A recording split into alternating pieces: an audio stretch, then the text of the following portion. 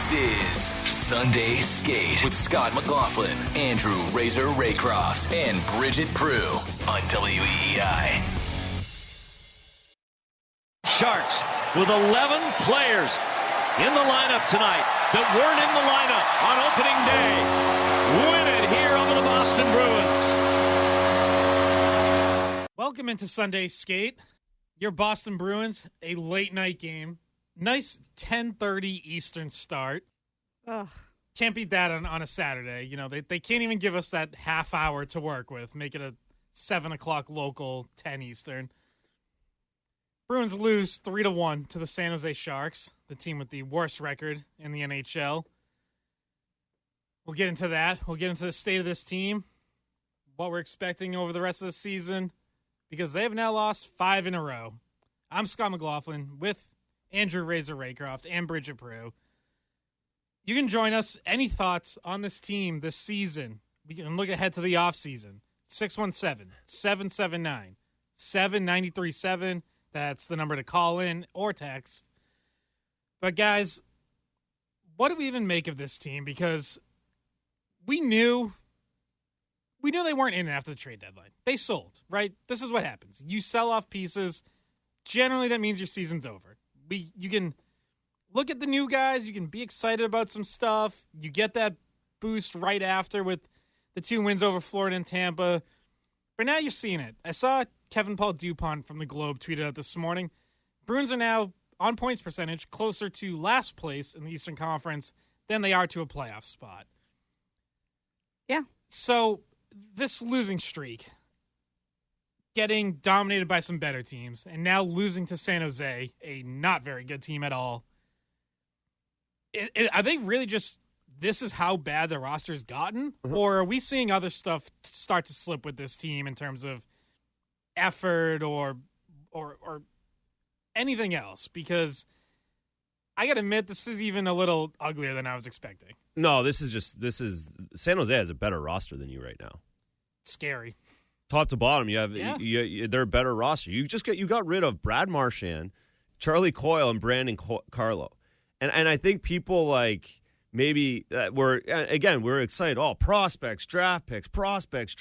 Oh, it's so great. It's so exciting. Yes. You just gave up 3 great NHL hockey players, and I think everybody's going to start to learn a lesson here that NHL hockey players are really hard to find and really hard to come by, and guys that play pro and have careers like those 3 guys I mentioned are hard to find.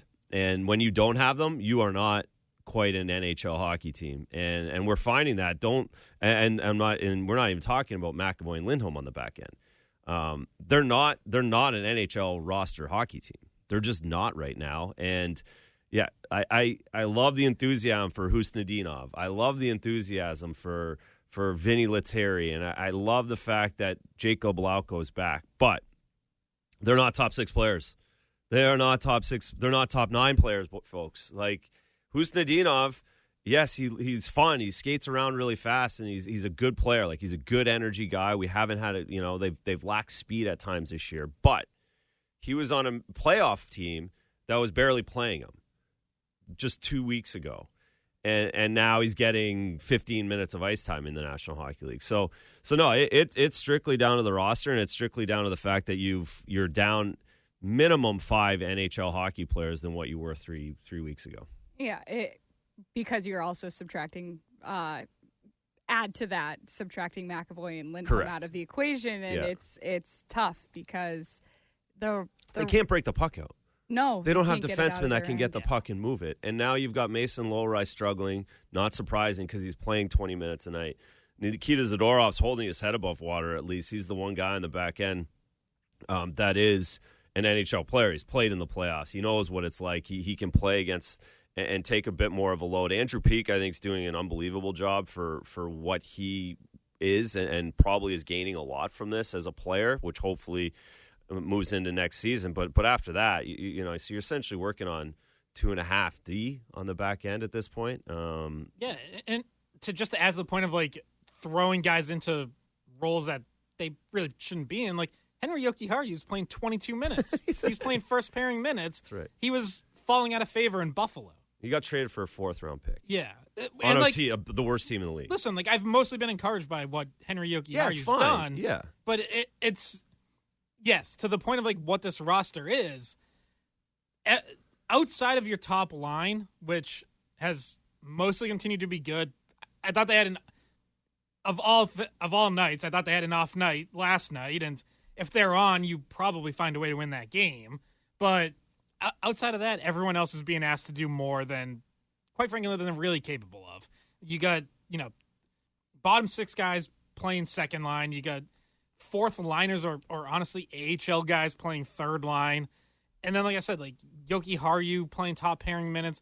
Even Zadorov, like you said, he's keeping his head above water. He's definitely, picked up his play here in the second half. But he should be second, third pairing, not leading your team in ice time every night. So he's not Drew Doughty. Right, yeah. They're going to play tonight. Yeah, you would have given him $8 million a year if that's what he was. Right. You're paying him $5 million. That's third, fourth defenseman money. So, and, goalies are getting hung out to dry. Like, we can get into Swayman and or Korpisalo at some point today.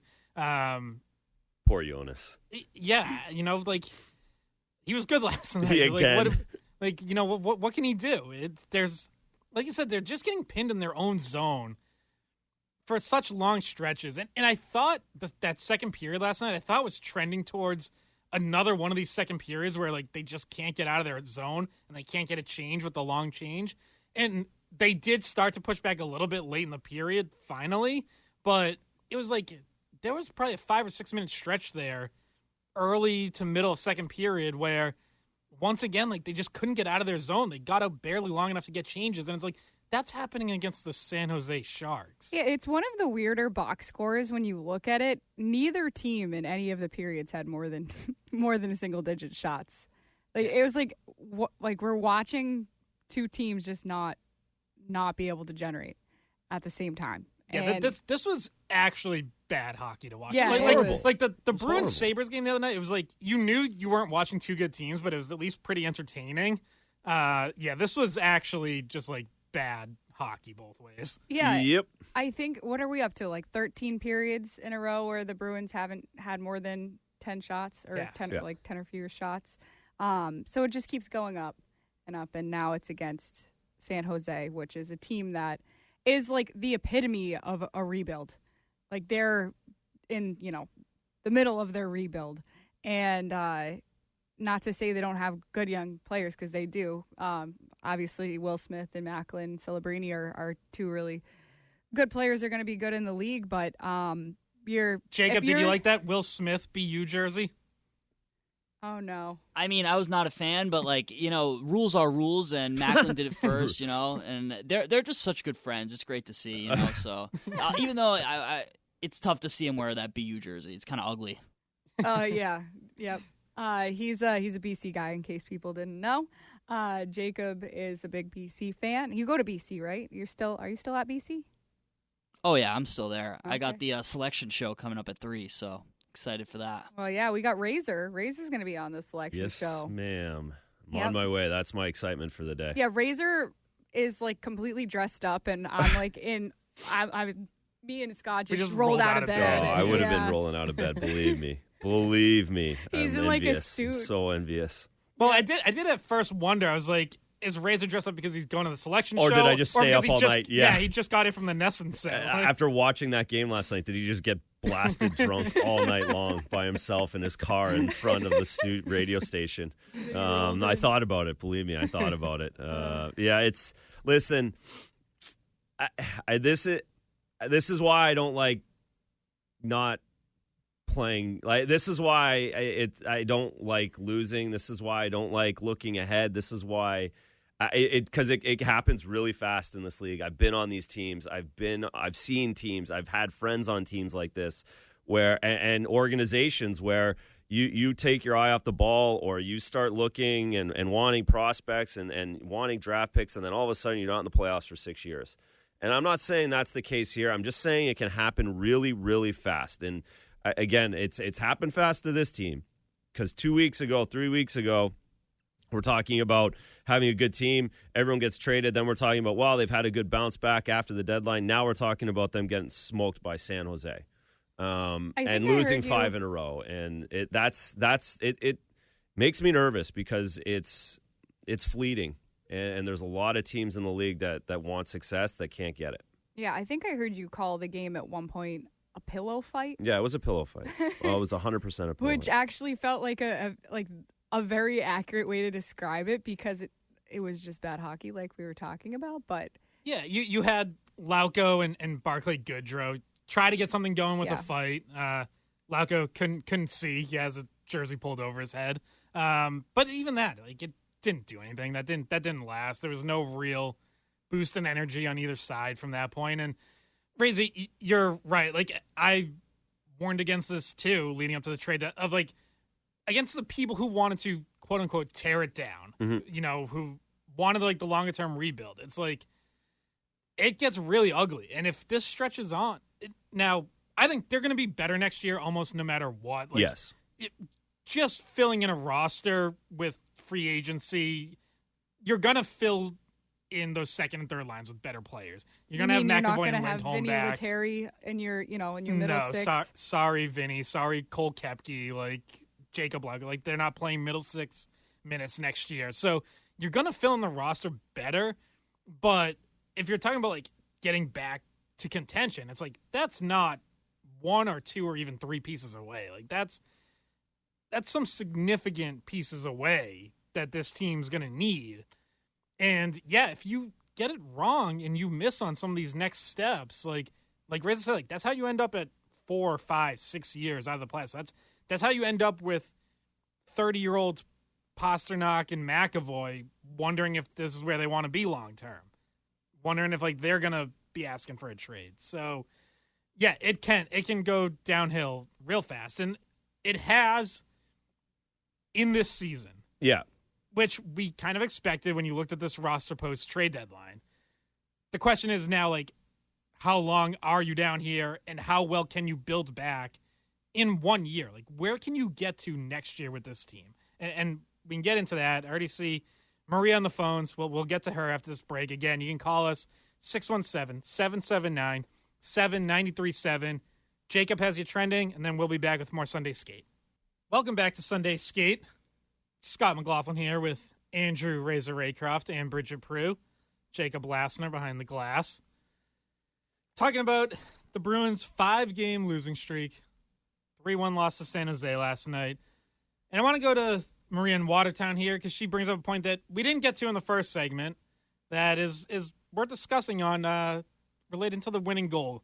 Good morning, Maria. Good morning. And this is a follow-up question. I think I brought this up last week on coaching decisions. And I find this coaching staff to be, they should be reviewed as extensively as this roster has been reviewed. Why was that goal not challenged? I need to understand why. They looked at it and looked at it and looked at it. You are desperate for points.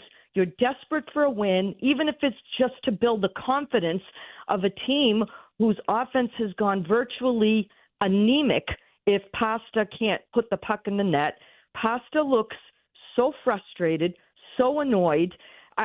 Please explain to me why. And if we're looking at this roster holistically, Sweeney and Neely better be looking at this coaching staff with the same lens moving forward. Thank you for the time, guys. All right, thanks, and Maria. Bridget, thank you. Yep. So, start with the second part. Yeah, the coaching staff is going to be reviewed. Yeah, of course. Joe Sacco has the interim tag, so there's nothing at all guaranteed there. So yeah, and I'm sure there's going to be changes. Like, yeah, at the very least, there's an opening on the staff already. But yeah, they're going to need they're going to need to hire a head coach. So whether that's Sacco or someone else, like, they don't have a head coach. Yeah, exactly. He's got the interim tag for a reason. There's tons of work to do there, no question. So on the goal, so to set this up for people who missed it, which I don't blame you if you did not watch that. Because this happened at 1 a.m. So Sharks have a long offensive zone possession, eventually score on a puck that deflects off a leg in front, and ends up in the back of the net. Bruins call a timeout. They're looking at the replays. You guys are showing them on Nesson. probably about a minute before the goal, before the Sharks got into the zone, sure looks like they entered offsides. Timothy Liljegren is carrying the puck in. There's a Shark player coming back to tag up. Puck goes in the zone before the retreating Sharks player comes back out. And then Liljegren picks up the puck and keeps going in. So I will say this. I went to bed thinking the Bruins absolutely screwed that up, and it was clearly offsides. I will say I woke up, I had a DM from someone who I trust more than myself on this, who said that would have stood as a goal if they had challenged, because the way the rule is written is as long as you're not touching the puck when it goes into the zone, that guy can tag up and come back. It's similar to the Cale Makar play in the playoffs a couple years ago against Edmonton, where, sure, to all of us, looks like he has possession, but because he didn't actually touch the puck, they don't rule it as possession. He scores and it stands. So I think it's a dumb rule, because to me, I look at that and I'm like, Liljegren has possession. Like, he never loses the puck. It's just not technically on his stick. But I guess by the letter of the law, that's considered onside. Yeah, so for me, this is one of those situations in where I understand why people like Maria calling in is upset. Like, I understand why they're frustrated, but I also always look at it from the other side. Like, do you think the coaches don't want to win? Like, do you think the coaches are blatantly making a decision? Well, that's the conspiracy theory. Yeah, Don Sweeney's phoning down like tank. Like, that's so hard. Like, and I was like, we were sitting at the desk last night, and I was trying to like, okay, yeah, of course, and then just challenge it to see what happens. Well, if the video judges have been given a tape by the NHL or given an example that this kind of goal, this exact play, if you challenge it, it will not go in your favor, then why would you just challenge? You can't just challenge it for the sake of challenging it. You're still only down one goal. Yeah, you don't go down. If you miss it, the game's most likely over. Correct. Then the goal's on the board, and you're going on the penalty kick. Correct. Mm-hmm. So now I understand the lot. Wow, you have nothing to lose. Like, just do it. Well, no. If you've been told and you have an example, which we wouldn't have these examples as fans. They have this dialogue all the time. The video judges, the GMs, the coaches call leagues all the time. The leagues tell these people all of the time on what the new standard is. And if they've gotten evidence that this probably, like your DM, this probably will not go in your favor, you can't call it there. Like, you can't roll the dice there. You want to try and get a point and get into overtime and hopefully beat San Jose. So the idea you're flipping about it is funny to me, and the idea that these guys just like weren't trying really hard, like they didn't even think that this could obviously they were trying to find a way to challenge it. They called a timeout. They were looking at it. They're on the mic. They're over and over, like they're agonizing over it. And at the end, they probably knew somewhere or another the league was going to allow that goal to stand. Yeah, and it's not just the like it's the video staff, too. Like, yeah, that's not on Joe Sacco. Yeah. Doesn't even have anything in his ear. He's probably saying, challenge this. Look at this. This has to be offside. Yeah, you can tell Chris Kelly's the one with yes. He's got the earpiece. He's talking to the video guys. And you can see them, like, they're pointing at the screen, like, they're looking at it. Like, you can see Sacco come over, like, we're challenging this. And Kells is like, I'm in the, like, these guys are telling me no. That's essentially how that went on the bench, if to break it down. And, yeah, it's I get, and again, I get the frustration. I get where we're at in the season, but again, just they've been around the league a long time. Everyone has they have inside information that we all don't. And Sacco did talk about it. I don't know if you wanted to throw to that here, but yeah, sure, yeah, we can. Jacob, if we have it, let's play Sacco's answer talking about why they decided not to challenge. There's some discussion about maybe challenging on that last one. Yeah, there was some discussion when we looked at it with our crew. We just decided the player that was entering the zone with the puck didn't have possession of it as soon as he crossed the blue line. Therefore, he allowed his teammate the ability to tag up there. And again, like, I will totally agree with anyone who says it's a dumb rule. Yeah, 100%. Me too. I will not argue. And he was stick handling. He was not trying to do the Cale Makar lose possession. They just got really lucky that the puck wasn't directly on his stick. I will not debate or argue anybody on that in any way whatsoever. They got really lucky. Yeah, really lucky. When Joe Sacco says there, we decided he doesn't have possession, what he means is the puck wasn't physically on his stick.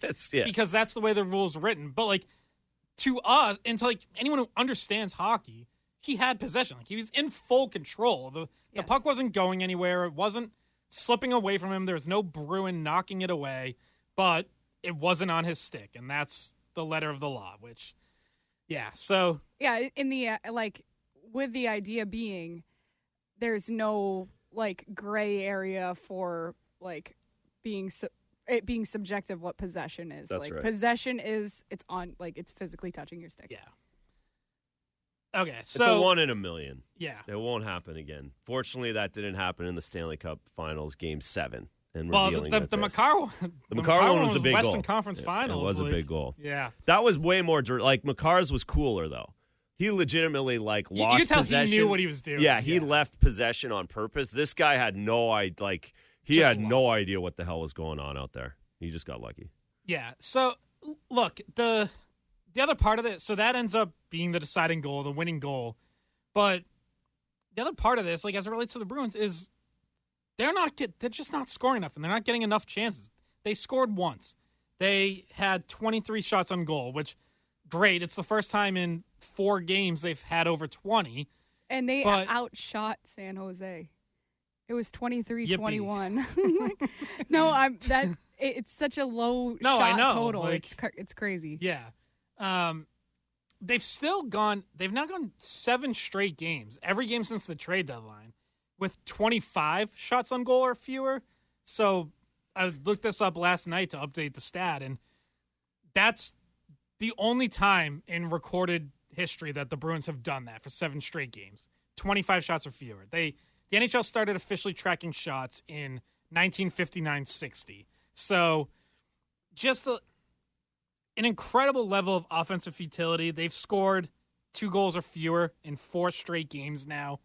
They're not even getting power play chances because, quite frankly, they don't have the puck enough to even challenge defenses or force them into taking penalties. Like, they've now had 2 power plays or fewer in, I think it's 10 of their last 11 games. Like, it's tough. There's, again, they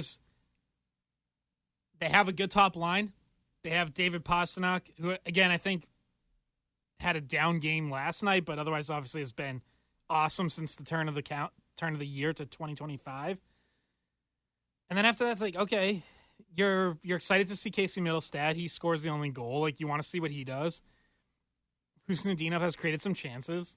We can talk about Fabian Lysell. He played his second NHL game last night. Had 3 shots on goal, which was tied for second on the team. Only Pastrnak had more than that. So there's a couple pieces there that you're interested in seeing, but the net product is they're just not generating offense because they're not getting out of their zone. They're not transitioning cleanly. They're not sustaining offensive zone time. I know Sacco, after Thursday's game, called out overpassing. He said he thinks they're overpassing, which I think there's some examples of that. Morgan Geekie had a very noticeable play off the rush last night where he overpassed when he probably should have shot. But it's hard to overpass a ton when you're not even getting in those positions in the first place. Yeah, and I feel like I've noticed it a lot from Elias Lindholm. Like, maybe he should be taking the shot when he's trying to dish it off. And Pavel Zacha, too, as being alongside Pastrnak, I think both of those guys defer to him a lot on, should we pass or should we shoot? But Fabian Lysell, like you mentioned, he had 3 shots. He was pretty effective. His speed was noticeable. And he did help with transition a little bit. Like, that's been one of the issues, is not having guys that can break the puck out and carry the puck and, like, through the neutral zone with enough speed. And we at least get to see him. Like, he drew a penalty, Drew a penalty, yep. And it's nice to just be able to actually kind of, watch his game and see what he can do when he's playing NHL guys. Now it's the Sharks, but I think a lot of Bruins fans and us in the media just kind of want to see him with our own eyes because we don't have a lot of time to go to Providence and watch his games. But yeah, Razor, what did you think of him and his call up and maybe whether or not he should be not just an emergency call up and he should stick around? Well, no, he's going to stick around now. Mark Kastelik's gone home, so you know he's going to at least play the next 4 games. Yep. Through this road trip, and it's make or break for him. He's played 160 games in the minors. This is it. So hopefully we see stuff. I thought it was a good start last night. You're going to have, like I said it last night on the broadcast as well, and I've said it a million times, and you have to do something special to stay in this league. Like, to play in this league, you have to do something special.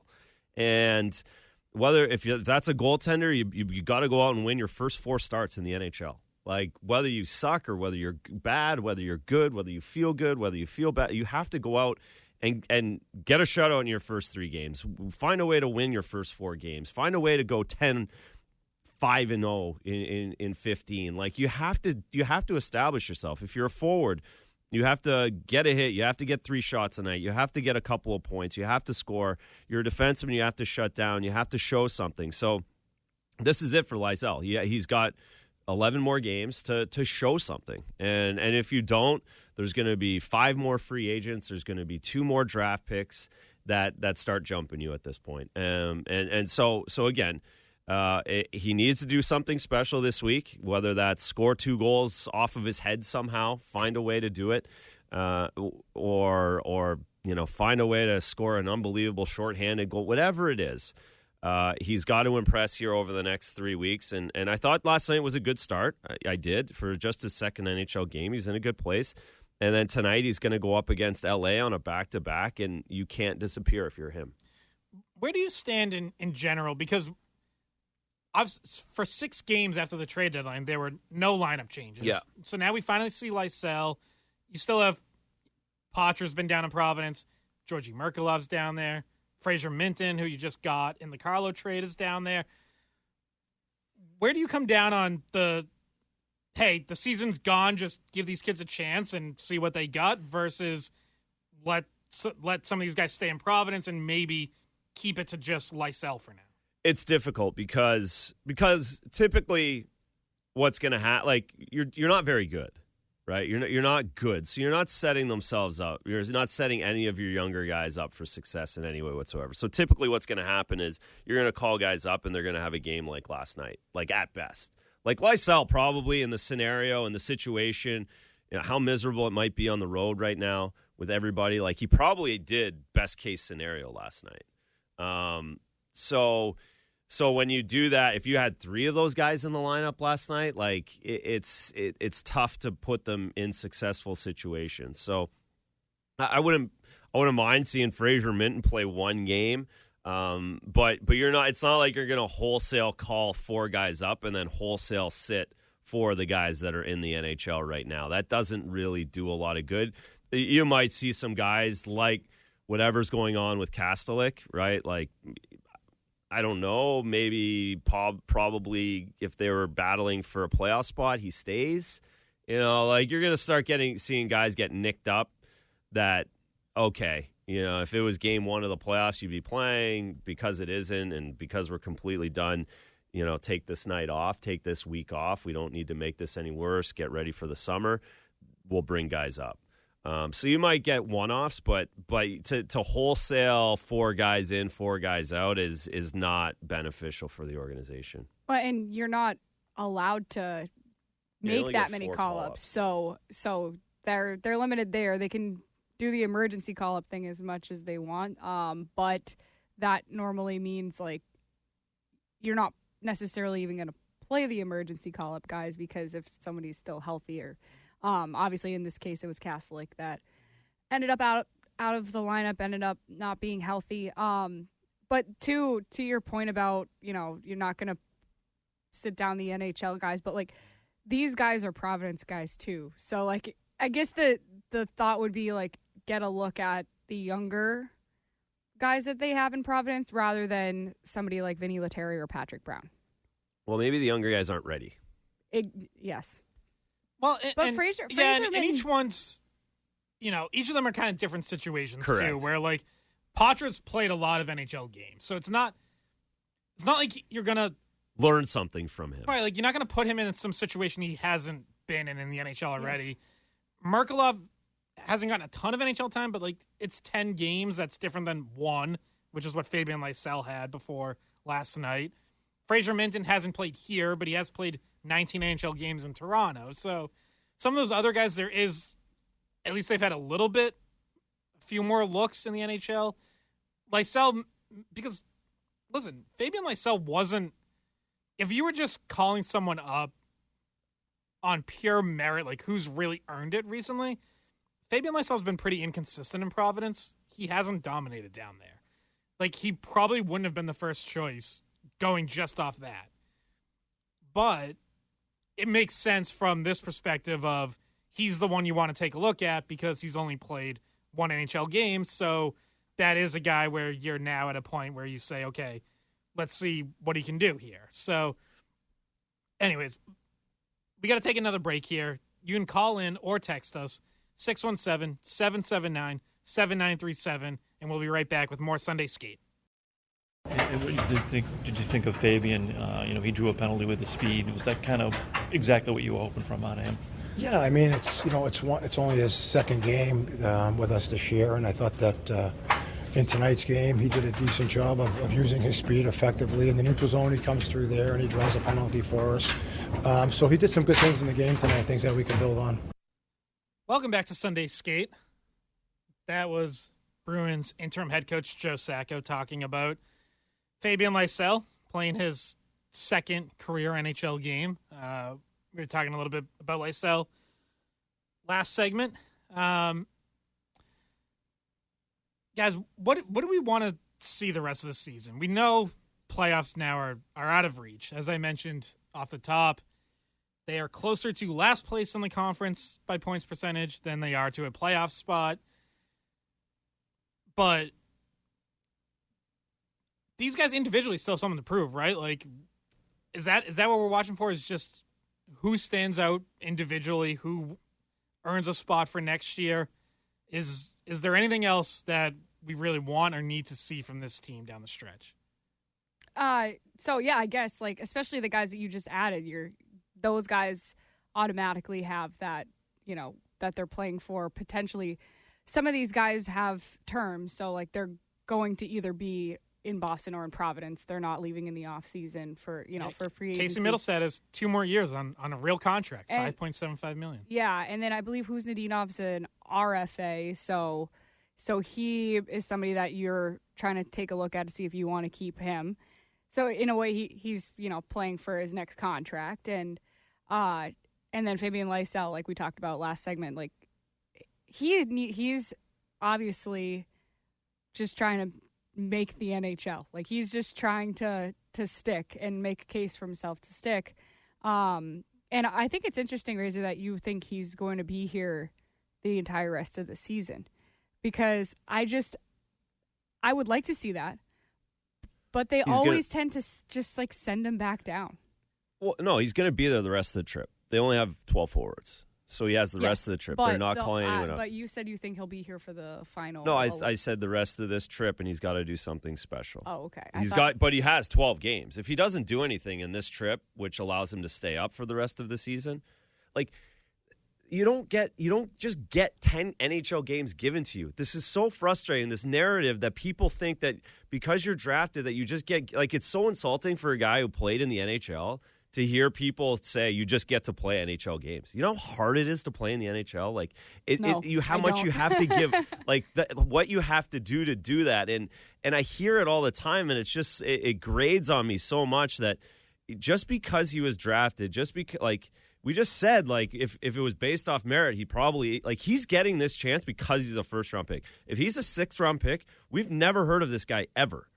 We never have. And he's not getting this call-up either. So he's getting his chance this week, these 4 games, to prove to stay for the 5th game. And then you play the 5th game really hard to prove that you can stay for a 6th game. And then a 7th game. And that's how, like, this builds, and that's how guys stay in the league.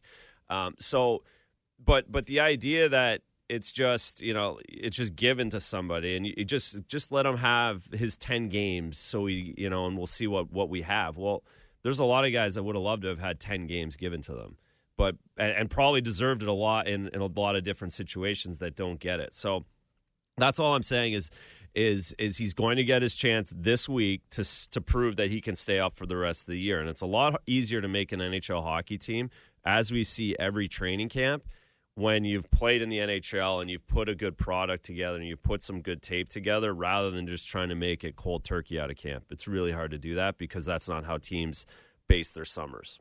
Well, and the counter that I can hear from Bruins fans is, well, why does a Vinny Lettieri get more chances than a Patrick Brown? And these guys who are, if we're being honest, like career journeymen who probably aren't a significant part of your future.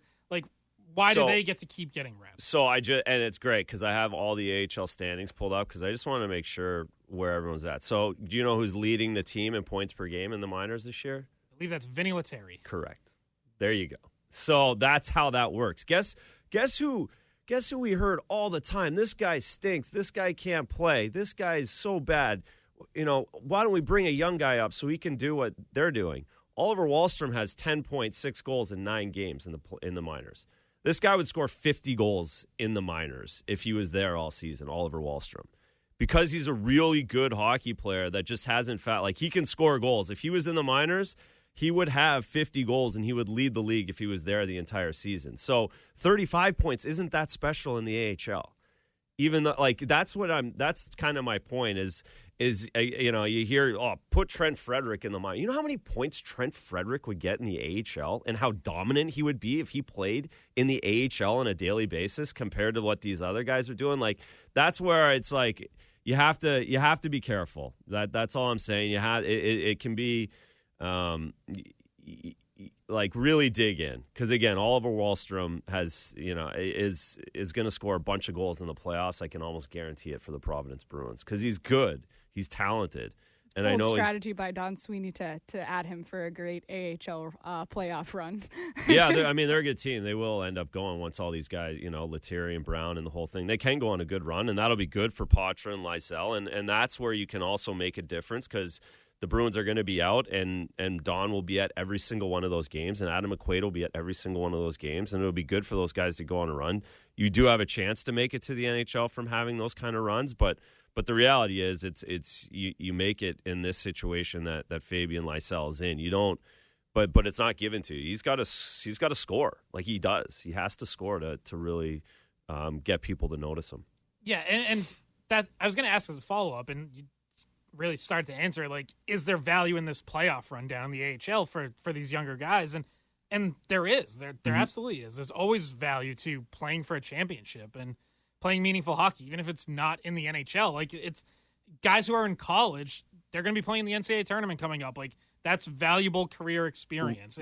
If it's the Memorial Cup in major juniors, whatever it is, if you're competing for a trophy, like, that's valuable experience. You always want winners. Look at Washington Capitals. Washington Capitals are a perfect example of that. Look at how many guys have won Calder Cups on that roster in the last 2 years. Hershey's gone back-to-back. Look at the playoff numbers of Protas and McMichael. That's the guy. Yeah, like all the way through. Just look at all of those guys and what they've done and why now that they've got pedigree in the NHL.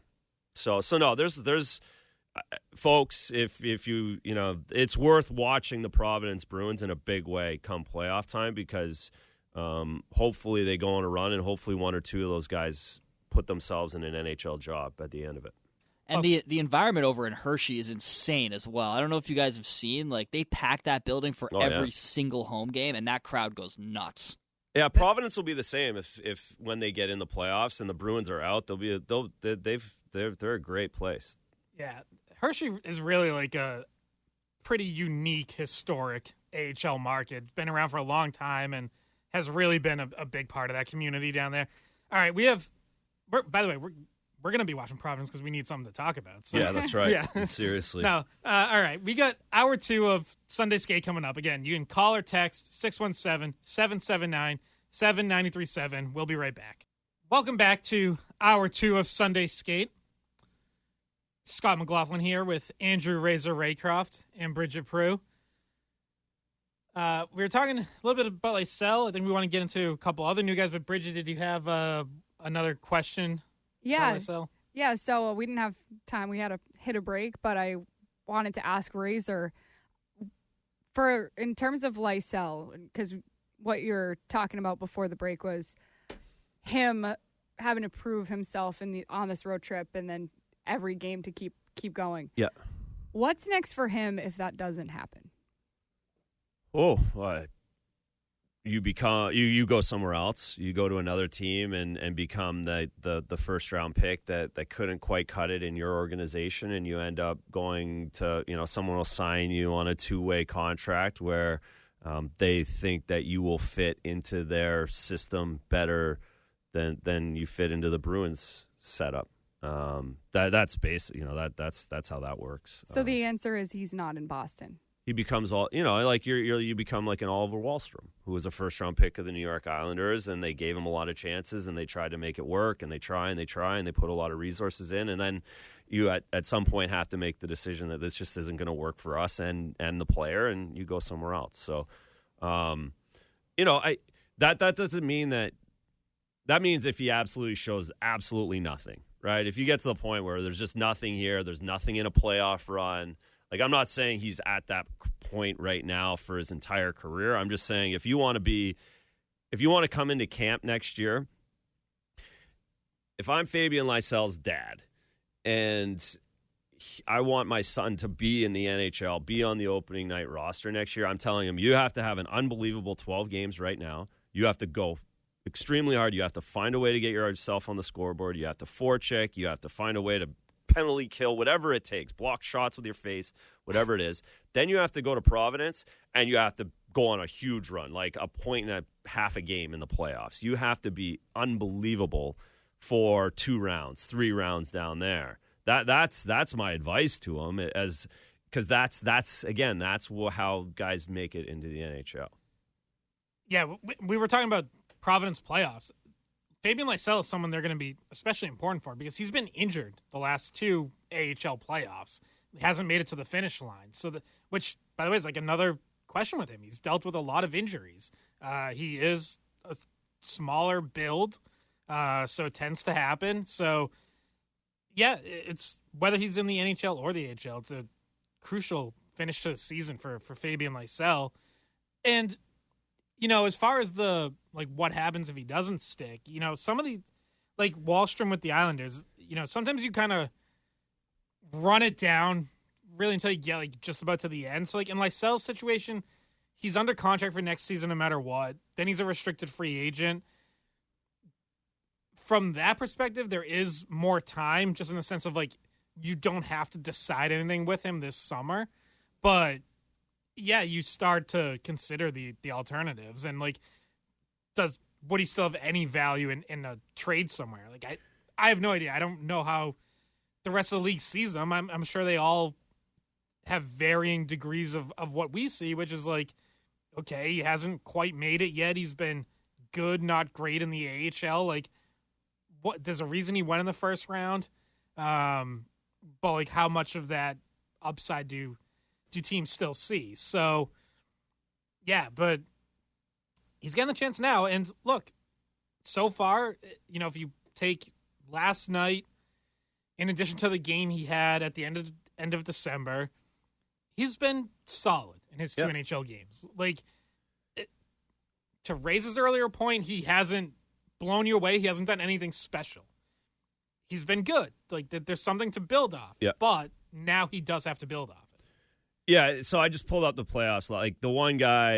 The one real prospect that played in the AHL playoffs last year was Shane Wright, over a point per game. And now he's finally established himself. This time last year, everyone's down on Shane Wright. He can't play. He's going to be a bust, 2nd overall pick, 3rd overall pick. can't figure it out. Seattle's got a hard time. And now he had a good playoff run last year, over a point per game in Coachella, and now he's figured it out in the NHL as well. So that's an example of a guy, making the steps, and that's what teams and organizations look for. And my other question, because we didn't have a chance to talk to you about Khusnadinov too much the last show. Yeah. Where do you think he's his good fit is for the Bruins, and just what do you think of his game and what he brings and the acquisition? Yeah, well, it was a great acquisition because you're not signing Brezzo, and you get two guys. You get one guy who you know exactly what you're getting in Jacob Lauko. He fits this dressing room. He gets along with everybody. He brings good energy. And you bring in Khusnadinov, two guys again. And the big thing is they're both restricted, so you have control. You can decide whether you want them. You can decide you don't want them. Really, no skin off the organization's back in any way whatsoever. If you don't want either of those guys, so. You get a 15-game tryout essentially for free, and they fill roster spots. Khusnadinov brings a lot of speed. He seems to understand the game. He's got a good shot. He looks like he's got the pace to play in the NHL. I think he's brought the pace up. I think in my ideal situation, watching this, if you had him, Lauko, and Kaslik as your fourth line next season to start the year, I think that's a really solid fourth line. From what we can tell, so there. But again, he's in a similar spot, and he knows that. Like he's a pro. He's a little bit older. He's been around. He knows that every one of these games is a tryout, whether it's for him or everywhere else around the league. Like he's on an 11-game tryout essentially. That's where he's at, and so far for him, so good. Yeah, I think where you get a little bit excited about Khusnadinov is the potential for him to be more than a fourth liner, which I think is there. Like. Obviously, he's playing in the middle six now, but we know that's because the roster's very depleted. But there is speed, skill. Like, when him and Lauko were on the same line, for instance, they both bring energy, pace. They're in on the forecheck. They're just disruptive. But then you notice the difference of what happens when the puck's on their stick. Like, Khusnadinov can make some plays. He looks pretty poised with the puck on his stick. Lauko, he's kind of looking to get rid of it as quickly as possible and just move it along. So, that's where you can gain some separation and start to think, okay, maybe there's more than a fourth liner there. And with Khusnadinov, so I shameless plug, wrote a feature on him on weei.com this week. That's what we're here for, Scott. Yeah. Don't be shameless. My sick brag, bro. I didn't even know he had that. Yeah. I like it. That's a Jones and Keefe go-to there, the sick brag. But where's it going? Oh yeah, so wrote a feature on him, and Khusnadinov showed offense in the KHL when he was over there. So the 22-23 season, which was his last full season over in Russia, he was 20 years old, playing for St. Petersburg, had 41 points in 63 games. 7th most points ever in the KHL by a player 20 years old or younger. And the list of guys around him, it's like Kirill Kaprizov, Vladimir Tarasenko, Evgeny Kuznetsov. It was ahead of Artemi Panarin, Pavel Buchnevich, Kirill Marchenko, who's having a great year in Columbus. There's some actual impressive company there. Now, that doesn't mean he's going to be those guys. Doesn't even mean he has the upside, but just putting into context, there is a track record of offensive production there. And he wasn't showing it in Minnesota because of how they were using him. He was a fourth-line defensive center. He was starting twice as many shifts in the defensive zone as the offensive zone. It's just a totally different role. That doesn't lend itself to producing as a 22-year-old in the NHL. So now he's getting more offensive situations. He's getting more minutes. He's on the power play.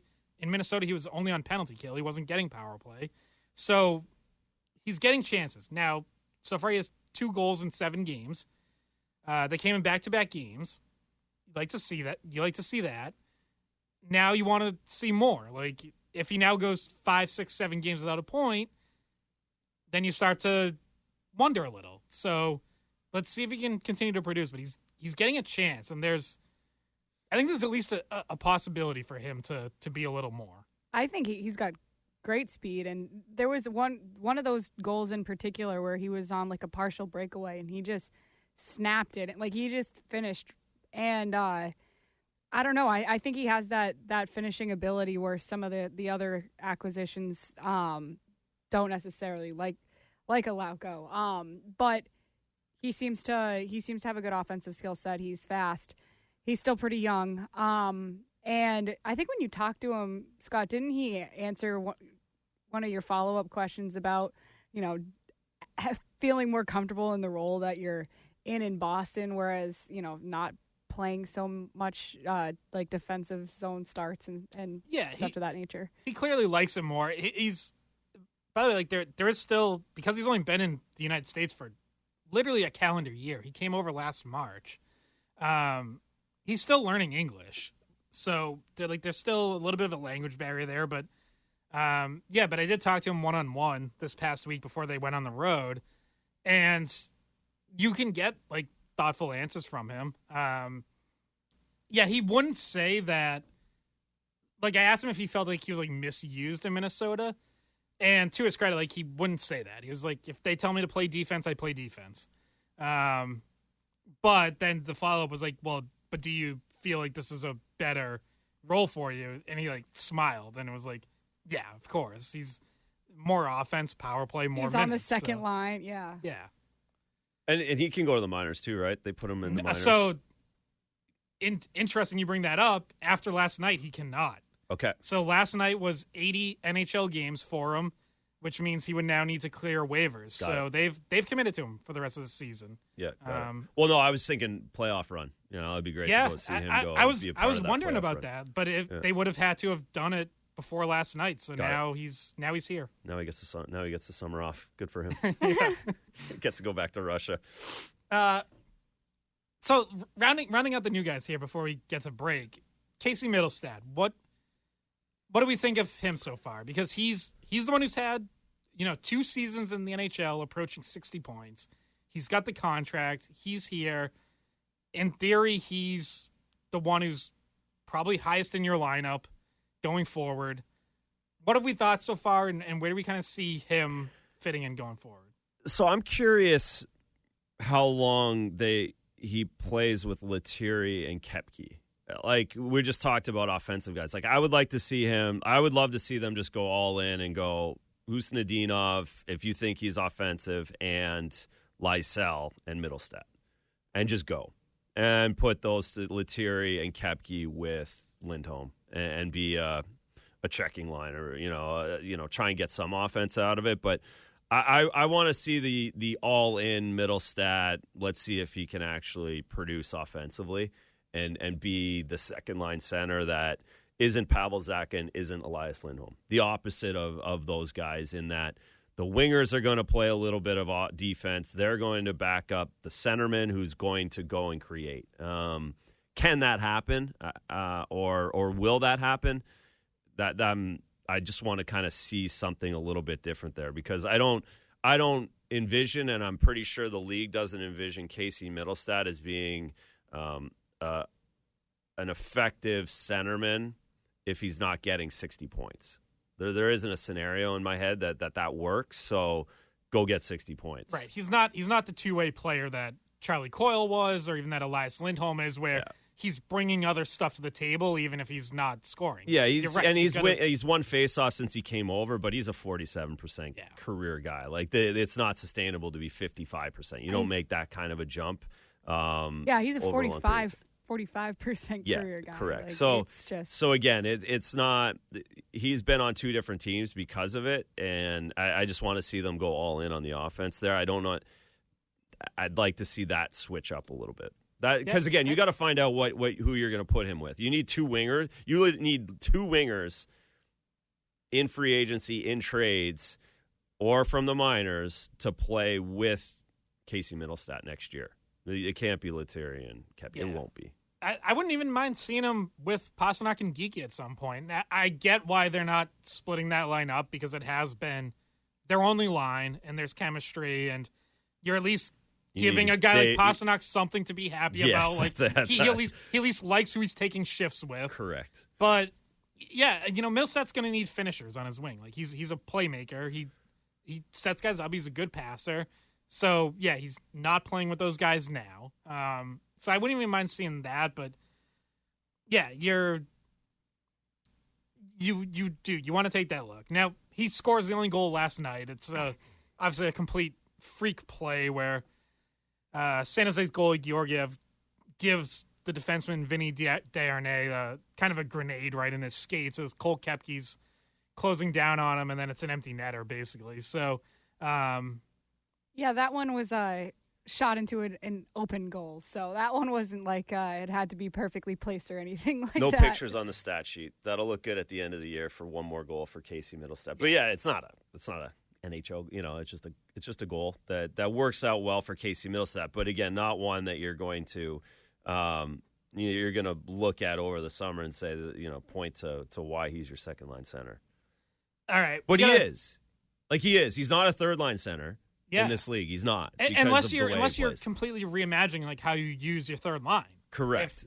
Yeah, that's right. Unless your third line turns into your scoring line, your 75% offensive zone starts type of thing. Right, and Lindholm is your second line. And that's how you have to figure out how they're going to imagine the wingers for both of those guys. Because you're set down the middle next season. You have your four guys already down the middle.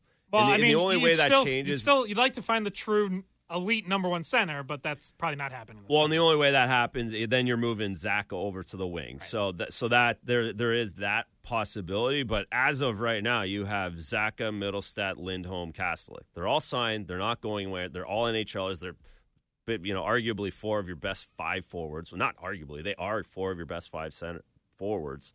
And those guys are lining up down the middle. So unless you get your top line center, that's what you have down the middle. The only way you don't is if you get a top-line center and Zaka moves to the left on the first line. Geekie moves down with Mittelstadt, which makes sense.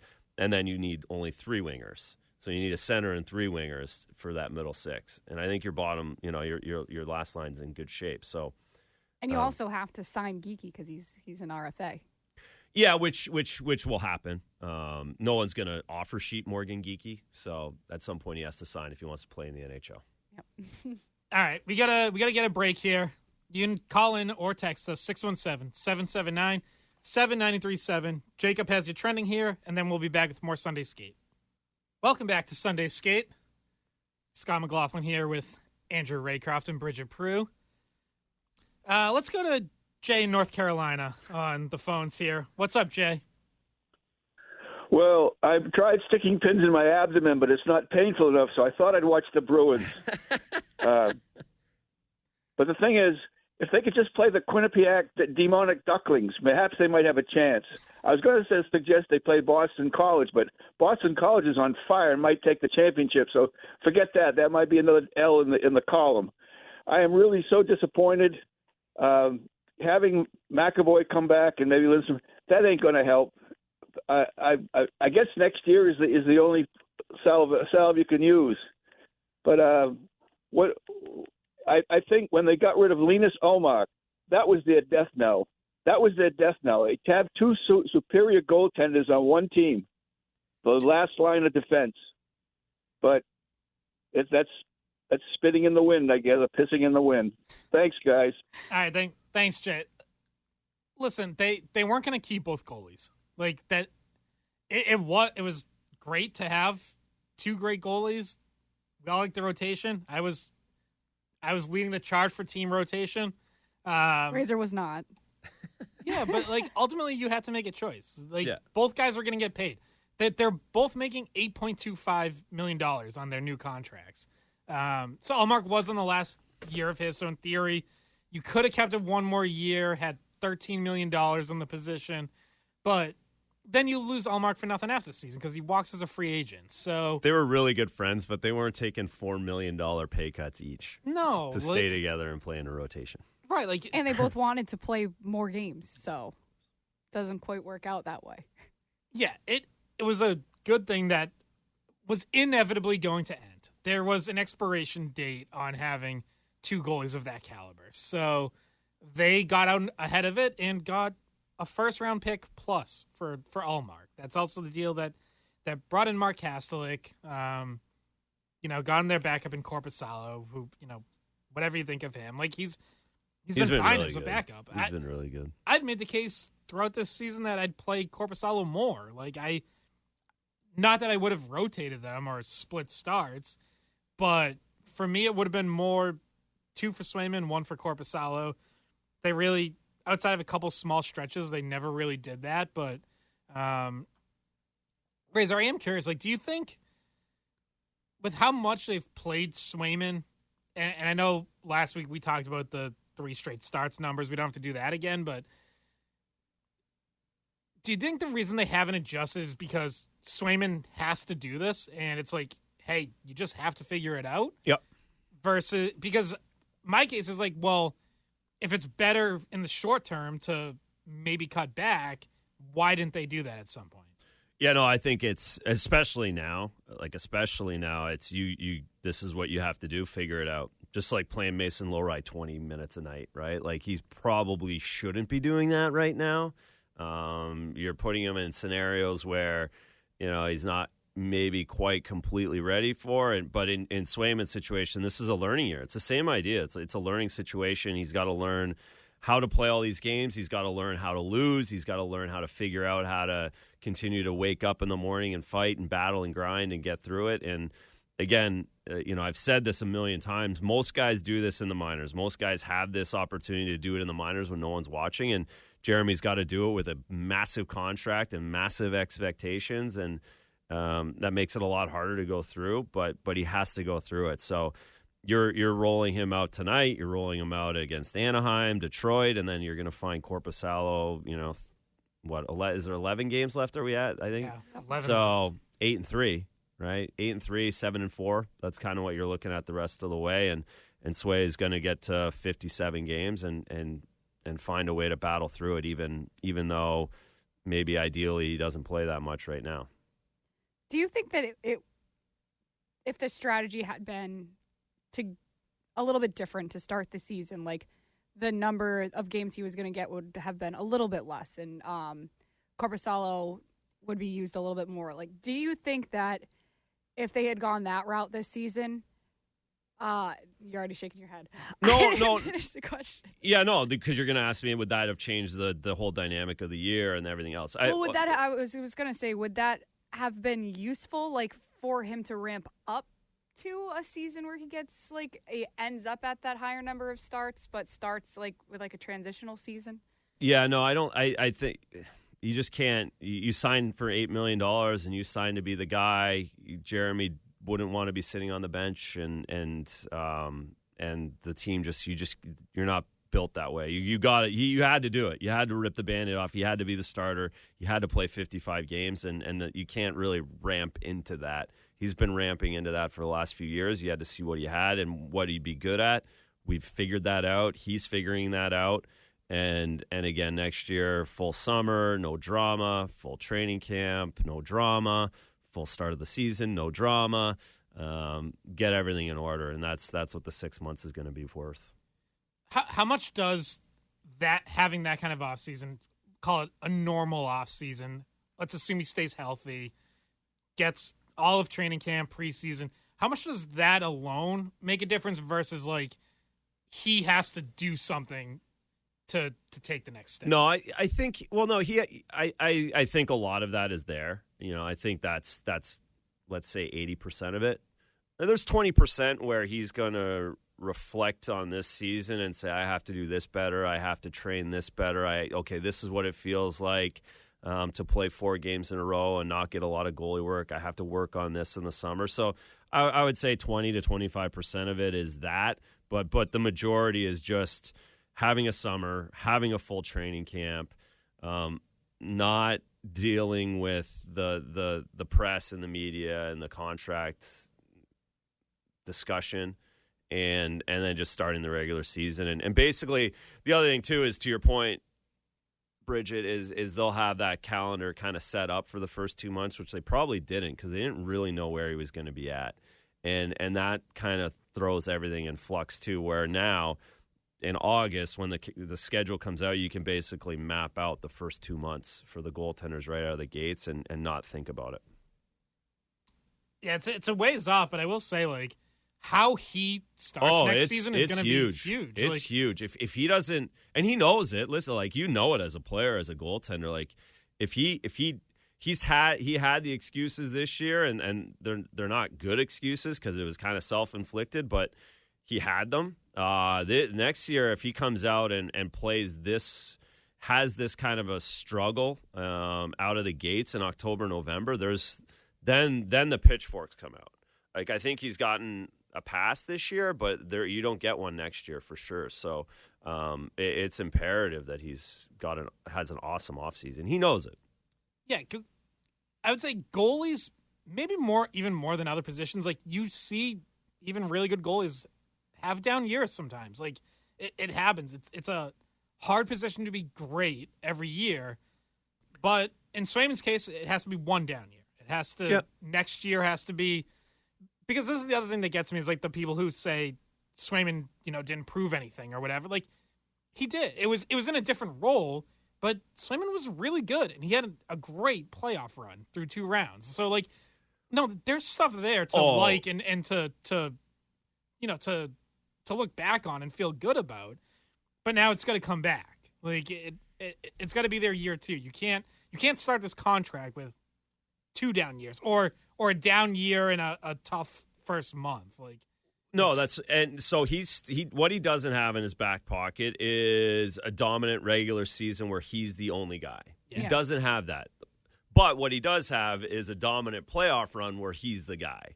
A playoff series where he wins on the road and he wins games and he steals a few games. Like, a lot of guys don't have that in their pocket. They have the regular season, but they don't have the playoffs. He's got the playoffs, but to everyone's point, he has to have a regular season where you don't have to win a Vezina, you don't have to be top 3, but you have to be the guy 57 games. You have to win 34, 35 times and steal games within the season. He didn't steal any game. He stole 1 game in Florida this year.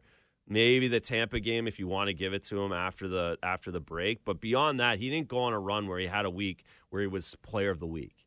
Like, as a starting goalie, you essentially have to be player of the week once through the season. I bet you could go through and find Hellebuck, Vasilevsky, Shesterkin. They've all won player of the week at some point. He didn't have that. Again, you're beholden to the circumstance in front of you at sometimes for a goaltender. And when you look at his 896, like, the league average is a lot lower. I think people think that 896 is like atrocious. The league average is like 904, 905, somewhere in there. Like, it's much lower than it has been. So in that respect, there's been guys that have had much worse seasons than he has, but that's not the expectation that he lives on anymore. And he's going to have to be much, much better next year for this team to compete, because the reality is that the organization's built on great goaltending and good defense, and that's why they've done what they've done for 15 years. Yeah, league average this year, by the way, 901. So there you go, 901. So again, that actually 5 years ago was 910. Yeah, that emboldens my point. I think people think that you have to, like, an 896 is literally the worst thing in the world. It's surprisingly not that far off from average. So again, always sticking up for whatever. It's the reality of it, and he's got to be better. That you don't get in the playoffs, you're as a starting goalie, then he's 0 for 1, right? He's 0 for 1 as a starting goalie, not making the playoffs. And if you go 0 for 5, you're not a starting goalie anymore. So there's a little bit of runway, but you can't not make the playoffs as a starting goalie in this league, because you become a backup real quick. Yeah, and you mentioned that a lot of their identity in the past has been based around good goaltending and good defense. And when we started out the season, like, doing a preview of what we thought was going to happen, we listed those 2 things as their biggest strengths to start the year. Mm-hmm. And that was going off the Swayman that we had seen in the rotation, the numbers he had then, the stealing the games, including in the playoffs. I think we all expected to see that Swayman again this year. And we expected, obviously, if the defense was healthy, that it would be really solid as well with Lindholm and McAvoy. And Zadorov was, a good physical addition, big body back there. And we thought that would once again be their strength. But then when you look at their numbers this season, it's been not been one of their strengths this year. One of the most baffling things about this season to me remains the month after the coaching change. For a full month in an NHL season, they gave up the fewest high danger chances in the NHL. Like, I know their schedule's a little easier, but they were playing NHL teams, and they gave up the fewest high danger chances. And then it, like, just after Christmas completely went away. It just they were 180, 5-6 games over 500 at Christmas, and then whatever happened at it's really wild because a month is a big enough sample size. You can look at the schedule, whatever it is, but a sixth of the season basically. That's right. Like they did do it. It'll be an interesting look back at the season and an autopsy that this team's going to do. The organization's going to do for a full month because they're going to have so much time. Is going to be interesting to see what they really uncover when they peel it all back. Yeah, there's certain mistakes that are just continue to be baffling. Like, are you going to go to the Koepke thing last night? Yes. I don't know why that's happening. I have absolutely Keeps happening over and over. That's happened more times this season than it has in 15 years with this team. I do not understand why that forward continually comes across and tries to close out on a forward that gets into the offensive zone, and why a D is still stepping up at the same time, and why the D in the offside D is coming across to the middle of the ice. I have absolutely no idea. And it's happened so many times, and it doesn't make any sense, and it's hockey 101, and I don't know why it's happening. I really don't. It almost seems like, if anything, you'd get situations where both guys stay on the same side and neither one goes across. Instead, the opposite keeps happening with the Bruins, where both guys are going across, and they're leaving the guy on the left wing wide open behind them. It's crazy. It's cost them. I bet it's cost them the 8 points that they need to get in the playoffs. I know it happened in New Jersey for sure. It cost them. It happened last night. There's another one that was so obvious and blatant, and I can't remember the jersey they were playing against now. But no, I bet that kind of play has cost them at least 8 points this season. Yeah, it's crazy. All right, Razor, I know you're taking off early because you got to get down to Bristol, Connecticut for a college hockey selection show. Thank you. So, but before you take off, brief thoughts on NCAA tournament coming up, because Maine just won the Hockey East title Friday night, beating UConn, Maine's first Hockey East championship since 2004. 6 Hockey East teams in the NCAA tournament field, 8 New England teams total. Bentley going for the first time after winning Atlantic Hockey. Jacobs BC will be the number 1 overall seed. Boston College is on fire and might take the championship. I like how you saved that. Not quite on fire. They still might take the championship, though. They might. I'm curious about their secondary depth. No, Oscar Jelvik is a big loss for Boston College. Whether they can... I feel like they found a pretty good draw in Bentley first and then Providence or Denver. Denver's kind of scary, but they blew it last night. I don't think they're quite the same Denver as we've seen. Well, the same Denver that beat them last year in the championship. Well, and they won because the goalie was just so... I don't know if he's got that kind of a run in him again. Mm-hmm. Davis is a good goalie, but not Jacob Fowler good, and he kind of hit lightning in a bottle last year. I think BU's in for it. I know they didn't look good this week. BU looked really bad in the hockey and I feel like they got a tough draw. Michigan State Cornell is going to be a great game. Cornell is really cooking. Ohio State could take BU out in the first round. Ohio State lost to Michigan State in double overtime in the finals this week.